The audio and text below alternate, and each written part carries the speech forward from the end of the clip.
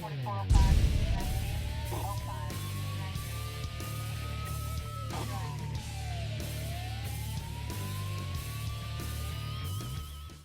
right, welcome back, crime fighters, for another edition of Calhoun County's Most Wanted. I'm your host, Chris Wright, along with Calhoun County Sheriff Matthew Wade. This is the program where you get to help make Calhoun County a better and safer place by helping him lock up the bad guys. Tell you what, past couple of weeks, it's been fairly good. People have been doing good, sheltering in place, but our people have never let us down. And this week we have one arrest. So that is, we'll take it. You know, he is in jail and in custody, and we can't do this without you.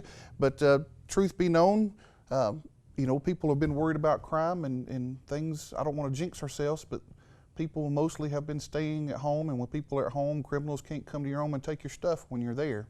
So I have seen some communities across the country where they say that that crime is down, so hopefully that's the case here as well. Well, hopefully everybody abides by what they need to do to keep us all safe. Of course, one of the things that we need to do to keep ourselves safe is social distancing. Absolutely. And so here we've got an image that we can bring up and show the sheriff demonstrating a device that aids in social distancing. The bagpipes do aid in social distancing. You know, when I play them, I've had my neighbors scream at me a couple of times, you know, tell me I need to learn to play the things and such of that. But we will do all we can do at the sheriff's office to make sure that you stay apart, and the bagpipes help with that. You don't get people within 6 feet of you when you're using those, do you? No, not normally, not normally. All right. Of course, I saw where you were doing a little public service announcement talking about our social distancing champion. Yeah, Sasquatch. It's America's social distancing champion. Yeah, I was about to debate that point, but yeah, if you go with America, that's fine. But yeah, I'm part Scottish, and I'm going to say Nessie, the Loch Ness Monster, may be the world social distancing champion. We're going to have a little competition, see who is the best social distancing champion. I'll put my money on Sasquatch. I guess yours is on Nessie. Yep. All right. We'll see what happens. Hopefully we can all do pretty well ourselves at keeping a little space between each other and protect ourselves and those that we love during this time. All right, we're going to take a quick break. We'll come back with the first half of this week's lineup, and then we'll talk to somebody else who is working hard to keep us all protected in Calhoun County. Hi, I'm Nancy Hilton with the Calhoun County Sheriff's Office. When a major health event happens, you might be looking for ways to help. Scammers use these same events to take advantage of your generosity. You still need to be aware of fake emails, postal mail, and robocalls. Some scammers use names that sound a lot like the names of real charities. This is one reason it pays to do some research before giving. Money lost to a bogus charity means less donations to help those in need. Scammers and sometimes even well-meaning people share information that has not been verified. Before you pass on any messages, and certainly before you pay someone or share your personal information, do some fact-checking by contacting trusted resources. Also, be aware of the COVID-19 Tracker app. This app is actually ransomware with the ability to lock your phone and demand a payment to unlock it. Check out the website for the Federal Trade Commission, ftc.gov. And for more information on COVID-19 updates, follow the Center for Disease Control at cdc.gov.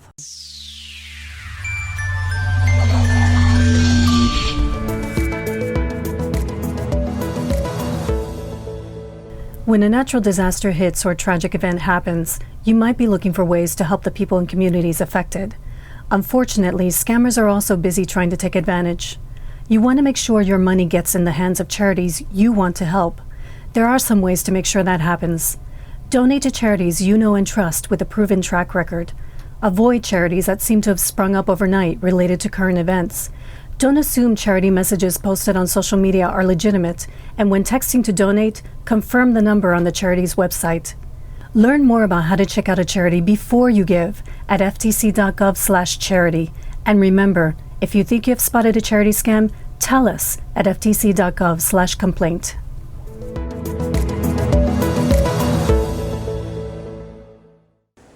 All right, let's get started on this week's lineup of Calhoun County's Most Wanted. First up this week is Wayne Dunkley of Goodwater, wanted on a failure to appear warrant for permitting dogs to run at large. Jonathan Allen of Talladega is wanted on bond revocation for possession of a controlled substance and use and possession of drug paraphernalia. Mary Calhoun of Childersburg, wanted on a failure to appear warrant for theft of property, 4th degree. Walter Armstrong of Fruithurst, wanted for failure to pay for fraudulent use of a credit card. LaShonda Farrell of Hobson City is wanted for failure to pay for receiving stolen property, 3rd degree. Dorinda Grubb of Fruithurst is wanted on a failure to appear warrant for assault, 3rd degree. I'll have some more bad guys for you here in just a few minutes. If you have any information about these cases, please call Calhoun County Crime Stoppers at 256-238-1414. All right, we'll have some more bad guys for you here in just a few moments, but right now we want to welcome in our guest for the show. And as you can see now, we're practicing the social distancing a little bit. We've spread out some more here on the set. Normally we'd be a little bit closer together, but trying to be responsible here and keep a little distance. And Michael Barton is the director of the Calhoun County EMA, Emergency Management Agency, and you know how important that is. I do. It's extremely important right now. That's the thing that's going to prevent the spread of this, is that social distancing and following the local health experts and national health experts' recommendations. All right. Well, let's talk a little bit about the avalanche of information, because that's what it is. We've got an avalanche of information.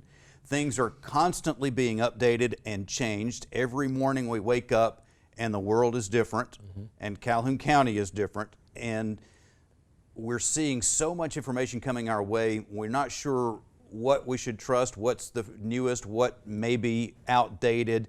What are the sources that we need to be looking at as our primary sources of information? That's right, Chris. It is overwhelming, the amount of information that's out there. So for a local level in Calhoun County, we've tried to condense that down to the things that people in our area need to know.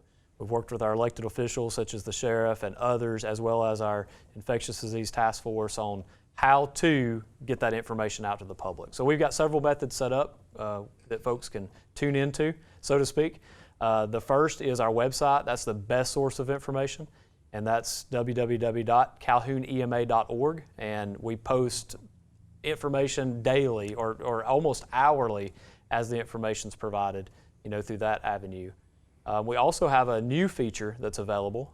Folks can text to receive updates. They can text the word CalCovid, C-A-L-C-O-V-I-D, CalCovid, to 888-777, and they'll receive text message updates as we post things to the website. And if people forget what that number is and all that, they can go to the website and see That's right, they can. It's all there. And as well as our social media. We try to update our social media platforms at the same time we do our website. And we also have a group set up among all the agencies throughout the county through the External Affairs Support Team. And so once we update something, we also send that out to all the agencies as well. That way they can take and update it on their social media and their websites also. Social media is great. We get a lot of information out that way very quickly to a lot of people, but there are some limitations to it. One of those being that when you put something out on social media, unless you take it down, unless you actively go in and take it down, it stays out there. And people may see it a day or two or a month. I've even seen people post things that was a year old. Yes. Years, sometimes multiple years old. So social media is a great way to be receiving some information from the right sources, but really to make sure that you're seeing the information that you want to know right now that's still valid, and most important, the website really is going to be the top It is. choice. That's the safest way right now to do it, is through the website, calhounema.org. If you're lazy, then the CalCovid text 888-777, you don't have to go search for it. They send it to your phone. So you don't even have to look for That's it at right. that point. They just send it to you when it's updated. So One of the dangers of a situation like right now is there's just so much information coming out that we miss some of the key things just because we see so many other things before and after them and surrounding them, and they get pushed down in our news feed. Maybe the important things don't even show up in our news feed on the social media. Right. Right. So that website, it's not like social media. I mean, once it's posted there, it's there. And you can look at the date and the time that it was posted and, what the information is, so that it's the most recent. Another way for people that don't have internet access or as accessible to the internet is a telephone. We have a number set up, 211. It's a statewide number, and it's set up regionally that folks can call also to get information about this current crisis that we're going through. And we're posting information, local Calhoun County information, to that, and in the days to come we hope to expand that even more. let's take just a second to talk about misinformation, because in times of fear, the opportunists, Sheriff, they come out of the woodwork. They do. You know, people who try to make money off of people, who try to stir up fear, panic, for whatever reason, and sometimes they don't even realize they're doing it, but people will say things on social media they'd never do if they were held accountable for it, making claims that we're going to be locked down or different things that's got no basis to it, and it really scares people who see it, read it, and believe every bit of it. So, you know, getting your information from somebody that doesn't have any agenda, no political agenda, no agenda to make you do one thing or the other, like the EMA, it's just fact-driven. Here's your information. This is what you need to know. You do with it what you want. There's no agenda to push you in one way or the other. It's not left, it's not right, it's not trying to scare you. It's just purely the best source of information. And phone calls, emails, and other messages that are coming directly to us, we need to be extra vigilant about weeding those out and not responding to something that's not legitimate. And the Sheriff's Office is not even exempt from this. Since this has come out, we probably get 50 or 75 emails a day where people are offering us COVID training or buy your equipment from here. And we don't know who these people are or what they're trying to do, but everybody's trying to make a buck off of it, and that's not what should be happening. The EMA doesn't get any money from you other than your tax dollars at work. The Sheriff's Office doesn't either. We're not trying to do anything except serve you. So, all right. Well, we need to take a quick break, but when we come back, I'd like to talk about the impact here locally. We see on the national news and all these sources what's happening across the country and across the world. I want to catch up on what's happening here in Calhoun County when we come back on Calhoun County's Most Wanted. Here we go with the second half of this week's lineup on Calhoun County's Most Wanted. Shoshone Phillips of Talladega is wanted for failure to pay for possession of a controlled substance. Carla Stoner of Jasper is wanted on a failure to appear warrant for theft by deception, first degree. Kayla Daniels of Pleasant Grove wanted for possession of marijuana, second degree. Rita Ludman of Morris is wanted for failure to pay for possession of a forged instrument. Brandon Wilson of Talladega wanted for child support. Misty Folds of Alexandria wanted for failure to pay for distribution of a controlled substance. And Demarion Collins of Talladega wanted on a probation violation for theft of property, third degree. If you have information about any of these individuals, please call Calhoun County Crime Stoppers at 256-238-1414. All right, we are back on Calhoun County's Most Wanted. We'll talk about some unsolved crimes here in just a few minutes that hopefully you can help us with, and we'll have our crazy criminal of the week. But right now, we're joined by Michael Barton, the director of the Calhoun County Emergency Management Agency. We're talking, of course, about coronavirus. That's what's impacting everybody's lives, and we've seen, you know, the national guidance. We see the numbers nationally and such. But what I want to know right now on this show is what's happening, what has happened, what's happening right now, and what are we expecting to happen in the near future in Calhoun County, Alabama? So in Calhoun County right now, yesterday the Department of Public Health announced the second confirmed case that we have in the county. So only 2 cases at this point. That's now, confirmed cases. That's we know there are probably cases. some more out there that we just haven't confirmed Very yet. likely to be. Testing's ongoing. Everybody knows that process is slow. The laboratories can only receive as many as they can receive and process those, you know, in the amount of time it takes to do that. So that's the bottleneck, statewide, maybe even nationwide. And so folks have to take the recommendations important that they may say, well, there's only 2 cases, but there very well may be more. And so we need to take the public health's recommendations and make sure that we're doing that distancing, that, you know, we're staying at home if we have even the slight, slight fever, slight feeling bad at all, and that we're doing all those things to keep not only ourselves safe, but those around us safe as well. All right. So what do we think, based on actual data, what do we think the next week or so is going to look like in Calhoun County? Well, if it's like what it has across the world and, you know, now across the nation and what's happening throughout the state of Alabama, you know, cases will increase. The experts tell us, you know, that we're on this steady incline. That, however, though, those measures that we talked about, social distancing and the other things, can flatten that curve out so that it doesn't go up quite as steep and quite as fast. But we do know that more people will get it, but as much isolation as we can have, the much distances we can put amongst each other, and following those precautions that the health experts tell us, it will help to contain it and eventually to prevent it. And if we see those numbers going up, Sheriff, in the next couple of weeks, that doesn't mean that the isolation is not working, because it takes a couple of weeks for the symptoms to start showing up. So we're not going to see the results of what we're doing now for a couple more I think weeks. the message should be that we need to be prepared and not scared. That's right. That's a great message. You know, we're prepared, we have food. If we get to feeling bad, call your doctor, stay at home, wash your hands, cough into or sneeze into your arm. Take those things that you can do. It's a virus. I mean, you can't see it. There's no way that you can pop it in the face when it comes to you, but there's things you can do. Do those things, be prepared, but just don't be scared, and we're going to get through this together. Michael, most of us don't have in our homes what we need for a long-term survival of isolation. We've seen shortages in the stores. Has the restocking gotten better? Are we in a better situation than we were? What's the outlook? So my understanding is the suppliers, they continue to stock up. There are a shortage of some items because people have gone and bought abundance of those particular items. We've created a problem. That's it wasn't right. that there was a problem. We artificially created a problem through fear. Exactly, like toilet paper, right? That's the one everybody's talking about, is that there's no toilet paper left. Well, why did everybody go buy the toilet paper? Because of fear. And as the sheriff said, let's be prepared but not scared. So have an adequate supply, but not an overabundance. We encourage, and we always do in our preparedness, whether it's severe weather or anything that might affect your family, is to make sure that you have plans in place and that you have a supply of things that can last for an amount of time.